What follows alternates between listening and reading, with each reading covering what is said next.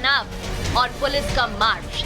तस्वीरें बिहार के जमुई की हैं, जहां के झाझा थाना क्षेत्र के बलियाडीह में बवाल हो गया और बवाल इतना बढ़ गया कि कई लोग लहूलुहान हो गए। तो प्रशासन तुरंत एक्शन में आ गया। पथराव करने वाले 8 आरोपियों को न सिर्फ हिरासत में लिया गया, बल्कि 41 उपद्रवियों के खिलाफ FIR दर्ज कर कार्रवाई शुरू कर दी। बलियाडीह पंचायत में कुछ लोग मंदिर से निकल रहे थे, तो रास्ते में उनके ऊपर कुछ समुदाय विशेष के द्वारा, जैसा उनके द्वारा बताया गया है, अनुसंधान किया जा रहा है कि पथराव किया गया, हमला किया गया। तो उस पे तो त्वरित कार्रवाई करी गई है। बहुत ही निंदनीय घटना हुई है। उस पे प्रशासन ने बहुत ही कड़ी कार्रवाई की गई है। प्राथमिकी दर्ज करते हुए 41 लोगों पे केस भी दर्ज किया गया है। 8 लोगों को गिरफ्तार भी किया गया है। कुछ घंटे पहले यहाँ पर जबरदस्त गुस्सा और तनाव था। पत्थरबाजी के बाद हालात बद से बदतर हो गए थे, जिसके बाद इलाके में इंटरनेट सेवा 2 दिन के लिए बंद कर दी गई। दरअसल 16 फरवरी की रात हिंदू संगठन के नेता हनुमान चालीसा का पाठ कर लौट रहे थे, तभी उनके ऊपर कुछ शरारती तत्वों ने पथराव कर दिया। जमकर चले ईंट पत्थर से कई लोग घायल हो गए। ये सूचना मिली कि झाझा थाना अंतर्गत बलियाडीह गांव में 2 पक्षों के बीच में मारपीट हो गया है। एक पक्ष जो है वहाँ पर रामायण हनुमान चालीसा पढ़ने गए थे, बिना पुलिस को सूचना दिए, और जब वो लौट रहे थे तो उनके गाड़ी पर पथराव हुआ है, जिसमें कि कुछ लोगों को मामूली चोट भी आई है। और उसको जो है कि हम लोग तुरंत उसमें त्वरित कार्रवाई किए। मैं स्वयं मतलब कि इस जगह पर आया और उस पर जो भी है कार्रवाई कर रहे हैं, और हम कड़ी कार्रवाई करेंगे। जो भी दोषी पक्ष होंगे उस पर कड़ी कार्रवाई करेंगे। फिलहाल इलाके में तनाव को हुए 48 घंटे बीत चुके हैं। सुरक्षा बलों की संख्या इलाके में बढ़ा दी गई है, लेकिन अचानक हुई इस पत्थरबाजी से लोग गुस्से में हैं और सख्त कार्रवाई की मांग कर रहे हैं। हनुमान चालीसा का पाठ कार्यक्रम करके जा रहे थे, हाँ, और अचानक कुछ लोगों ने पत्थरबाजी शुरू कर दी। मुस्लिम इलाका है, मुस्लिम टोला है, वहीं के लोगों ने, पता नहीं ऐसा पत्थरबाजी क्यों हुआ, जबकि कोई सब शांतिपूर्वक जा रहे थे। प्रशासन की भी गाड़ी जा रही थी। तो प्रशासन या तो कार्रवाई करे, नहीं तो फिर हम लोग कार्रवाई करेंगे। इसका बदला लिया जाएगा। कुछ लोग आए थे जम्मू से, हाँ, पूजा पाठ किए और हनुमान चालीसा किए, जय श्री राम का नारा लगा के बोली सब जा रहा है। मतलब नारा की वजह से लड़ाई हुआ है। नारा लगा के जा रहा है। बड़ा सवाल है कि ये पत्थर क्यों चले? क्या इस सौहार्द बिगाड़ने के लिए ऐसा किया गया? इस पत्थरबाजी का मास्टरमाइंड कौन है? Bureau report, Republic. खबरों की शुरुआत करेंगे और सबसे पहले बात 6 उन बड़ी खबरों की जिन पर आज दिन भर हमारी नजर रहने वाली है। कौन कौन सी बड़ी खबरें आपके टीवी स्क्रीन पर देखिए। शपथ का प्लान तैयार हो गया। दिल्ली में मुख्यमंत्री कौन होगा इस पर सस्पेंस है, लेकिन शपथ के लिए पूरी प्लानिंग हो गई है। वहीं नए चुनाव आयुक्त का ऐलान हो गया है और ज्ञानेश कुमार देश के नए चुनाव आयुक्त बन गए हैं। वहीं देखिए कुंभ की बात करेंगे। जी हाँ, कुंभ में 36 दिन में 53 करोड़ लोगों ने आस्था की डुबकी लगाई है और यह आंकड़ा कहा जा रहा कुंभ खत्म होते होते और ज्यादा बढ़ जाएगा। हर्ष फायरिंग ने जान ले ली है। नोएडा में शादी समारोह में एक बच्चे को हर्ष फायरिंग के दौरान गोली लगी और बच्चे की जान चली गई, जिसके बाद अब पुलिस पूरे मामले की छानबीन कर रही है। वहीं देखिए जमुई में, जी हां, जमुई में 2 समुदायों के बीच झड़प के बाद यहां अब एक्शन हो गया है। 8 लोगों को गिरफ्तार किया गया, जबकि कई लोगों को ढूंढा जा रहा है, तलाशा जा रहा है। वहीं पाकिस्तान में आतंकियों के लिए काल बन गया ऑपरेशन फरवरी, क्योंकि कहा जा रहा है कि फरवरी के नाम पर आतंकियों को वहां अज्ञात हमलावर निशाना बना रहे हैं। तो ये वो बड़ी खबरें हैं जिन पर आज दिन भर हमारी नजर होगी और हर एक अपडेट हम आप तक पहुंचाते रहेंगे।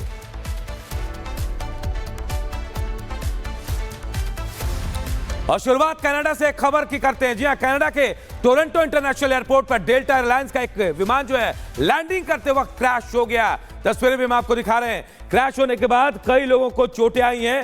हालांकि ये ज्यादा जोरदार चोट नहीं लगी है, लेकिन लोगों को बताया जाए कुछ लोग जो है घायल हुए हैं। इस विमान को मिनियापोलिस से टोरंटो के लिए उड़ान भरी थी इसने और फिलहाल सभी यात्री और चालक दल के सदस्यों को सुरक्षित बाहर निकाल लिया गया है। विमान के क्रैश होने और आग लगने के कारण समेत हादसे की वजह की अभी जांच चल रही है।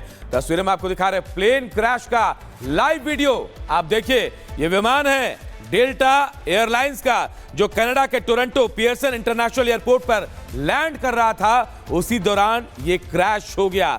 हादसे में कई लोग घायल हुए हैं, घायलों में से एक की हालत गंभीर बताई जा रही है। हालांकि चोट जानलेवा नहीं थी, कई लोगों को हल्की चोटें आई, लेकिन अब कहा जा रहा है कि अब छानबीन हो रही है, जांच की जा रही कि आखिर ये हुआ कैसे।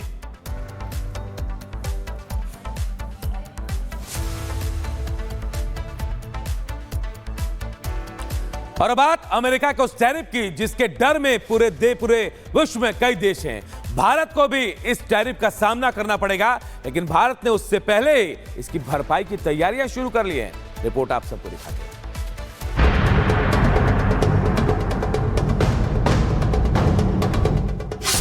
टैरिफ, टेरर और टेंशन,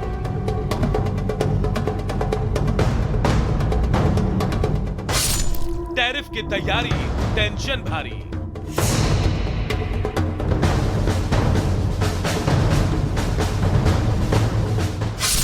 भारत की तैयारी, नया प्लान जारी।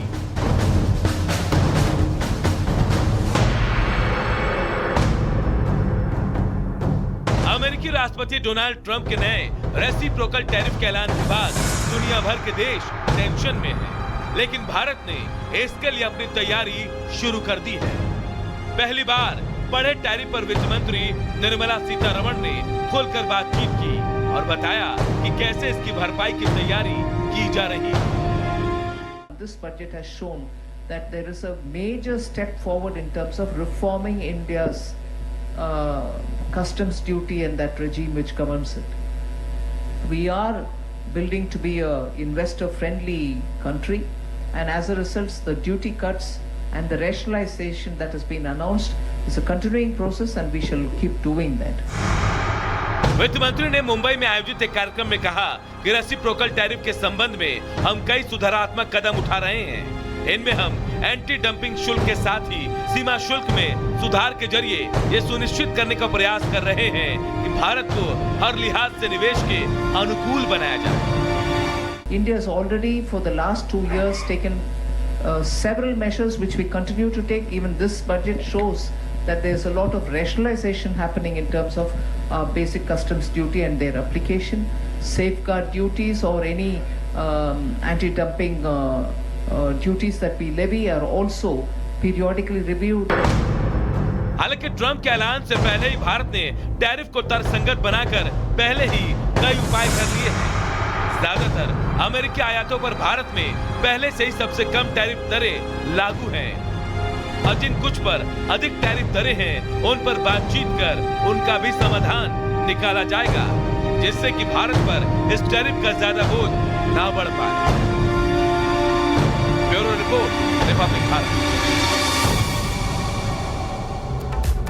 और बात महाराष्ट्र की करते, जहां महायुति के रिश्तों में इन दिनों टकराव के संकेत मिल रहे हैं। सीएम फडणवीस और एकनाथ शिंदे भले ही तनाव की बात से इनकार कर रहे हो, लेकिन जो फैसले दोनों तरफ से लिए जा रहे हैं उसके बाद कोल्ड